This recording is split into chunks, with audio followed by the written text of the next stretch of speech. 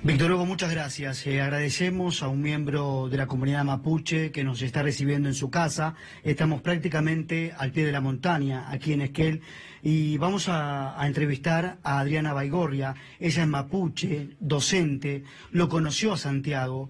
Cuando la gendarmería reprimió, a las pocas horas llega Adriana al campamento y se da cuenta que faltaba uno, que faltaba Santiago Maldonado. Antes de dejarte en comunicación con Víctor Hugo Morales, Adriana, ¿qué pasó ese día? ¿Cómo te avisan a vos que la gendarmería estaba reprimiendo? Hola, buenas noches. Bueno, en realidad a nosotros nos avisan los chicos del campo cuando empieza a ingresar gendarmería. El tema es que nosotros por ahí lo charlamos acá y resolvimos no salir en ese momento porque Gendarmería sitia el lugar cada vez que hay una operación o un operativo de este tipo. Entonces llegamos hasta el cruce del Eleque y no podemos avanzar más, nos quedamos en la ruta. Entonces por ahí preferimos quedarnos acá haciendo presentaciones de habeas corpus o recurriendo, viendo cómo podemos colaborar desde acá. Así que cerca del mediodía yo resuelvo salir para allá y casualmente en ese momento me llama un camionero que le habían dado 2 lamienes de la comunidad un papelito para que me llamara y me avisara que las habían demorado o detenido en la comisaría del Leque. Así que bueno, nosotros salimos para allá y llegando a más o menos 30 kilómetros de Esquel, nos cruzamos en lo que nosotros le llamamos el cruce de Hualjaina. Nos cruzamos con un móvil de la policía, de la provincia, una ambulancia y una camioneta que no tenía identificación, pero sí nos llamó la atención que tenía luces azules tipo LED en la parrilla. Así que, bueno, apuramos más la velocidad para llegar porque presentimos que algo había pasado. Así que, bueno, llegamos al campo, todavía estaba Gendarmería, estuvo varias horas más. Y cuando se retira Gendarmería, que podemos ingresar, bueno, primero contener la gente, ver lo que había pasado, cómo habían quemado, habían roto, habían destruido todo lo que había, ver si la gente que estaba en la ruca de la guardia estaba bien. Y bueno, empezaron a transcurrir las horas y empezó a correr fuerte el rumor, digamos, de que faltaba uno. Que faltaba un cumpa y bueno, cuando nosotros nos venimos ya sabíamos que el que faltaba era Santiago Peloso, manejábamos ese nombre hasta ese momento. A ver, Víctor Hugo, la está escuchando Adriana. Gracias. Adriana, ¿cómo convivía con la información de que había sido muerto en la historia del puestero el 21 de julio, sabiendo usted cómo eran las cosas?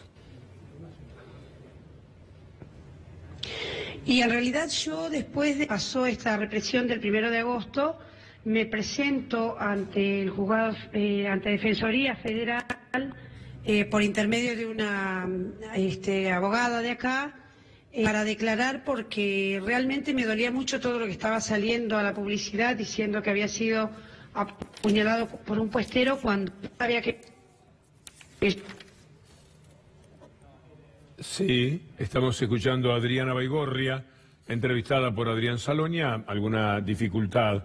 Está contando cómo reaccionar. Ella que bien sabía la historia de Santiago hasta el momento de la desaparición, cómo convivía con las informaciones que llegaban, tan maliciosas, tan mentirosas, de que en realidad había un puestero que se había enfrentado con un grupo de mapuches, cosa que ni siquiera está probada, pero que entre ellos estaba Santiago Maldonado y que había sido herido.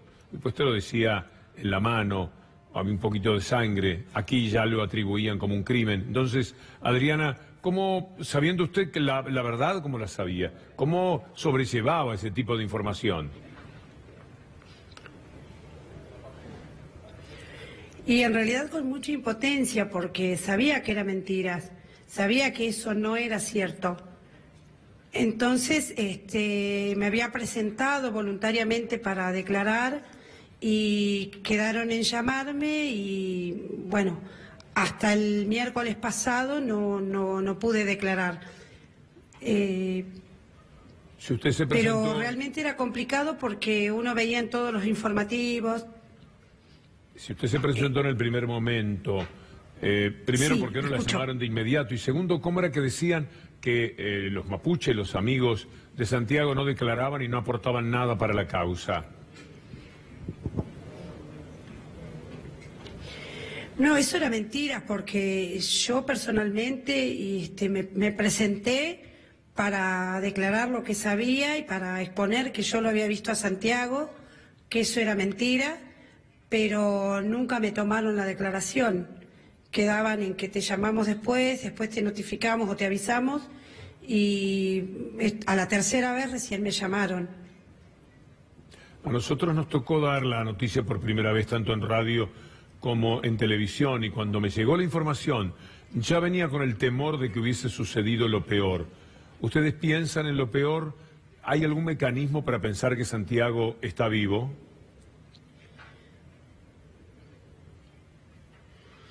Y la verdad que es complejo apresurar una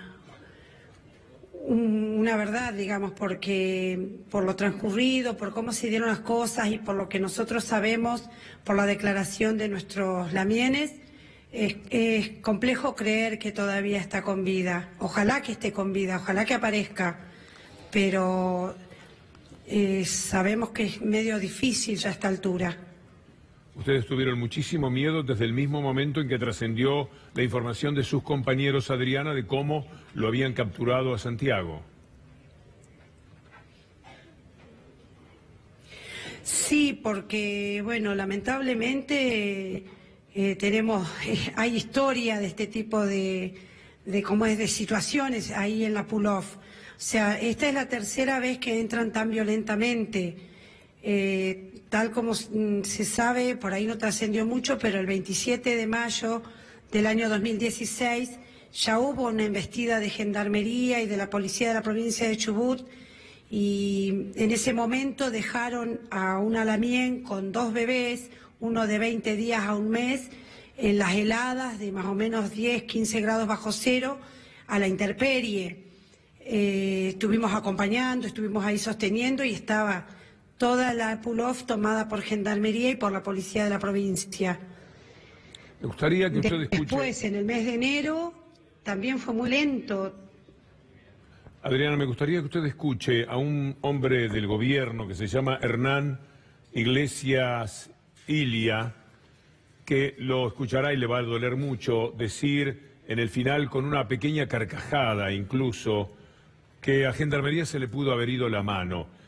Quiero que escuche este testimonio, ojalá que el audio le llegue bien, para que usted después haga una evaluación. Escuchemos.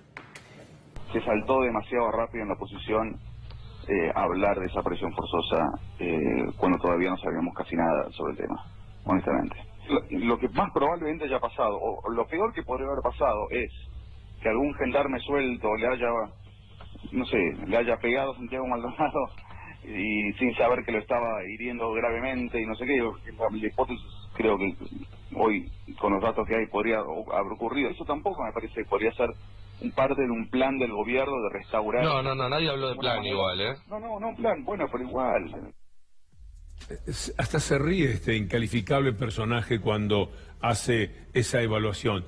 ¿Qué opina, Adriana? Sé que es muy difícil pensar lo peor, que uno se resiste a hacerlo, pero sobre este comentario que hace el personaje del gobierno, ¿tiene algo para decir?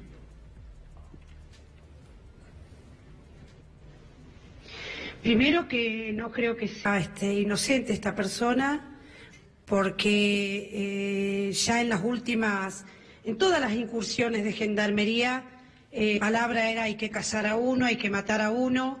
Eso está debidamente comprobado. Entonces, creo que cumplieron con lo que ellos se proponían. Lamentablemente le tocó a Santiago, pero ellos siempre actuaron con esa violencia, con esa hazaña, con ese, hasta si se puede decir, odio. Así que no creo en su inocencia, no creo en su... Me parece una falta de respeto lo que está diciendo. Me parece sumamente doloroso, sobre todo para la familia, y me parece irrespetuoso para con nuestra pull-off, porque fuimos sujetos de la violencia de ellos muchas veces. Y lamentablemente me atrevo a decir que inconscientemente estábamos a la espera de un hecho de este tipo. Seguramente, Adriana, usted conoce a la señora Legrand de la televisión. La señora Legrand, entre otros servicios que presta al gobierno desde el medio donde trabaja, ha dicho que puede ser que Santiago esté enterrado en el campo sagrado de los mapuches. Escúchela primero y después me dice si tiene algún comentario para hacer. Acá vos tenés la sospecha de que un órgano del Estado está involucrado en el tema. Esto es lo que lo diferencia profundamente de muchos otros casos. Por eso dijimos, alguien miente, eso es evidente, alguien está mintiendo. Bueno, aclaración, llamó a la producción el señor Pablo Nocetti para decir que Patricia Bullrich no mintió, dijo en el Senado que yo estuve ahí. Dijo que Nocetti pasó por el lugar... A saludar. A saludar. Si mal no recuerdo. Fue eso lo que dijo. Ah, está bien. ¿Qué tiempo se tomó y la distancia para ir a saludar? No, digo, bueno, no importa. Flor, dijiste, pues, salimos del tema. Después volvemos, porque a mí me interesa muchísimo, pienso que al público también. No es esta la parte en la que Mirta Legrand evalúa la posibilidad de que esté en el campo sagrado de los mapuches. De todas maneras, le pregunto a usted, Adriana, ¿qué concepto le merece que sugieran que lo mataron los mapuches o que lo recogieron muerto los mapuches y lo han enterrado en el territorio sagrado de ustedes?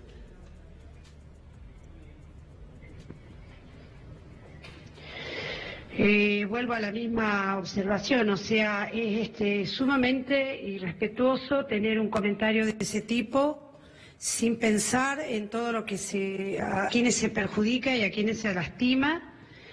Santiago estaba en la LOF porque creía en la lucha del pueblo mapuche, porque creía y estaba convencido de luchar para lograr la libertad de nuestro lonco, y por eso estaba acompañando a nuestros lamienes en este reclamo. Santiago no está ahí, Nocetti lo sabe, todos lo saben. Ellos más que nadie saben que Santiago no está ahí.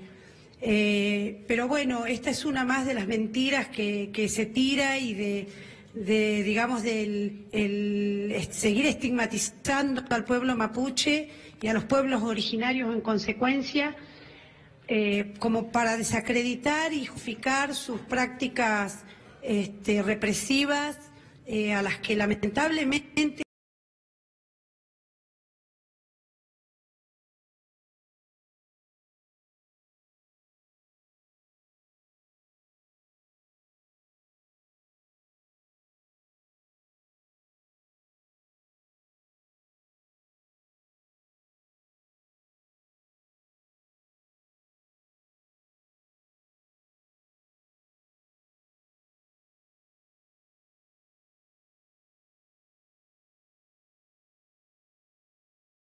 No para dar la cara, pero sí para dar la voz, protestando por lo que decía un periodista. Nunca ha hablado, nunca dio la cara con ustedes, por cierto. Hay algo que ha dicho Fabián Méndez. Usted sabe quién es Fabián Méndez, el responsable del Escuadrón 35 de El Bolsón. Lo que va a escuchar en un programa que transcurrió anoche también en el Templo del Mal, como le digo yo, es que hay una excusa infantil por la que él no pudo saber cómo fue que se terminó con la desaparición forzada de Santiago Maldonado. Le pido por favor que escuche. ¿Qué día estuvo usted el 31 ahí? Yo estuve el 31, el primero y volví el 2 a la madrugada. Yo estuve ahí en el lugar, pero me fui hasta Epuyén a hacer, ocupar los baños, los sanitarios, hacer contacto con mi jefe, informar de la situación, que era normal, tranquila, y después volví, y cuando volví me encontré con esa situación ya consumada. ¿Se revisaron casas, se revisaron estructuras? Exactamente, no podría comentarte eso porque no estuve en el momento, no estuve a cargo de todo ese operativo. ¿Le comentaron si vieron que detuvieron a alguien? No detuvieron a nadie. ¿Está seguro que no detuvieron a nadie? No detuvieron a nadie. ¿En algún momento pasó Pablo Nocetti? El señor pasó en un momento, no sé bien de dónde venía, y saludó, preguntó qué es lo que había pasado, se le informó qué es lo que había pasado, Bueno, muy bien, saludó y preguntó si teníamos algunos heridos y después se retiró. ¿Por qué no se grabó el operativo? Hay algunas grabaciones. Sí, pero no de manera oficial. Y lo que teníamos para grabar. ¿No tenían dispositivos para grabar de manera oficial todo? Bueno, se filmó lo que se consideró que era necesario para la justicia. No, porque la orden del juez el 31 era filmar todo el operativo, por eso le preguntaba. Si es durante la noche, le puedo asegurar que no se ve nada. ¿Y el primero? Y el primero se filmó con lo que se tenía, con las cámaras que se tenían. Se filmó. Sí, sí, las filmaciones están. Sí, lo que... Por ahí querían más filmación. Claro. O sea que fue al baño en el momento culminante de la situación, Darío. Ahora, de noche se puede filmar también. Hemos visto un montón de procedimientos que se puede filmar. Y hay una sospecha que faltan filmaciones donde hay un hecho concreto y donde se lo vería abandonado. Entonces ahí está la cuestión y está bueno que el grupo ahora se preocupe por saber qué pasó con Maldonado. Un poco tarde, ¿no? Sí. Me parece a mí. Adriana, si pudo escuchar bien, ¿qué le parece lo que dice Méndez? Allí nos hemos quedado sin el contacto con Adriana. Muchas gracias a Adrián Salonia por permitirnos participar de la nota con nuestros materiales. A ver, Adriana, si nos puede dar una opinión sobre lo que dijo Méndez. Se cortó.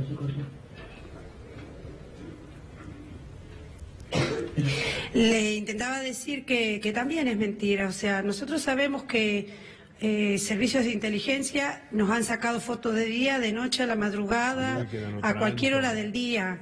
Los drones son habituales, verlos pasar, o sea que ellos cuentan con información y saben. Y en cuanto a lo que él dice, que no se acercaron al río y demás, es mentira. Ellos llegaron hasta el río, ellos estuvieron en el lugar y bueno, este señor Méndez no realmente está mintiendo. También miente. Y él sabe que está mintiendo. Se le nota en la mirada. Una pregunta final de mi compañero, el doctor Darío Villarruel. Buenas noches, mucho gusto. La pregunta concreta es esta. Usted conoce a quienes investigan, tanto al juez como a la fiscal. ¿Cree en lo que están haciendo? ¿Cree en estos rastrillajes? ¿O están actuando realmente tarde para asegurar lo que ya pasó?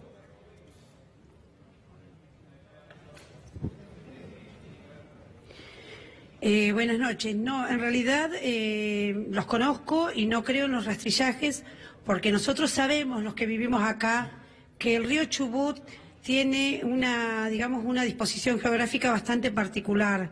El río Chubut es muy sinuoso y además tiene, sobre todo en esa zona, muchos sauces que impiden el paso de un cuerpo en el caso que se hubiese ahogado o como ellos intentan por ahí asegurar. Es imposible que el cuerpo de Santiago esté ahí, desde lo que sucedió, porque ya hubiese aparecido y no hubiese podido transitar más de 200 metros, precisamente porque hay raíces, porque hay ramas, porque no puede avanzar y porque tampoco es tan profundo el río ahí. Entonces, esto de los rastrillajes, yo lo siento como, no sé, hasta a veces me da miedo de pensar que puedan llegar a aparecer cosas ahí, ¿no?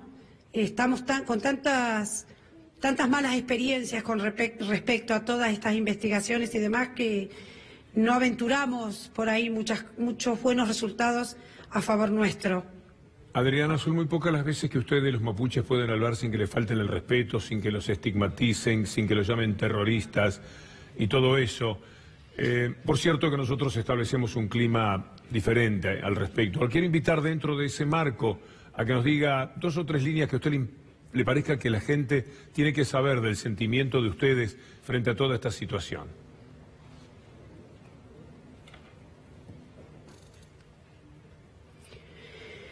Bueno, en realidad, mi caso particular no es el de las mapuches resistidas ni insultadas, porque por esas cosas de la vida, nací en el seno de un hogar de padres docentes, donde se negó la identidad hasta hace muy poco tiempo atrás. Entonces corrí con una suerte de, por no tener un apellido mapuche, poder llegar a ser alguien y poder instalarme a nivel social de otra manera. pero veo a mis lamienes permanentemente ser agredidos, permanentemente ser degradados, permanentemente ser ninguneados, como se dice ahora, y precisamente todo eso es lo que lleva a que la sociedad no esté creyendo en las declaraciones de ellos, precisamente porque son mapuches, como si el ser mapuche implicara el estar mintiendo, el inventar, el mentir. No, nosotros no mentimos, nosotros vamos con la verdad, nosotros sabemos lo que pasó con Santiago y queremos demostrarlo a la sociedad entera, pero no mentimos, no miento ni yo ni mis lamienes, y sabemos, y como ellos saben, lo que hicieron con Santiago. Adriana, muchas gracias.